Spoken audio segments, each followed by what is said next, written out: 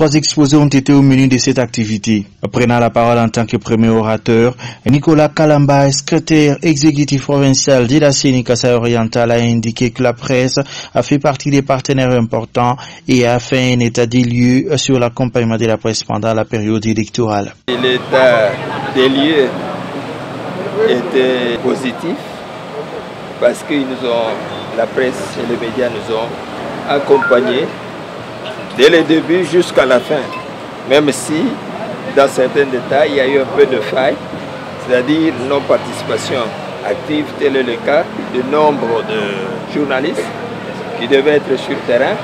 On a constaté que le nombre était réduit, alors que le champ était assez large. Louis Kabongo, président de l'UNPC Kasaï Oriental, a quant à lui apporté un regard critique sur la couverture médiatique des élections de 2018. D'une manière globale, nous l'avons dit, la presse du Kasaï Oriental, les hommes et femmes de médias de la ville de Mbuji-Mayi et de toute la province se sont bien comportés.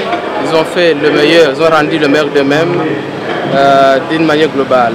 Néanmoins, quelques dérapages ont été observés ça et là, mais cela n'a pas empêché à la presse de faire convenablement sa mission. Ce n'était pas difficile dans un environnement comme le nôtre. Vous savez, la période électorale avait été émaillée de beaucoup d'agitation et de violence.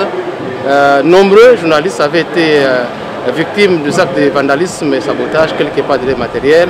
Mais quand même, l'essentiel pour la presse a été fait, c'est-à-dire la population avait été informée à temps réel par rapport au processus électoral. Kabongo Mouyi, membre de l'Observatoire de la liberté des presses en Afrique, nous donne ici l'objectif de cette activité. Oui, après les élections, nous avons pensé qu'il faut quand même faire un état des lieux sur la couverture médiatique des élections par les professionnels de la presse. Parce que nous pilotons un projet sur la défense de la liberté de la presse durant les processus électoraux.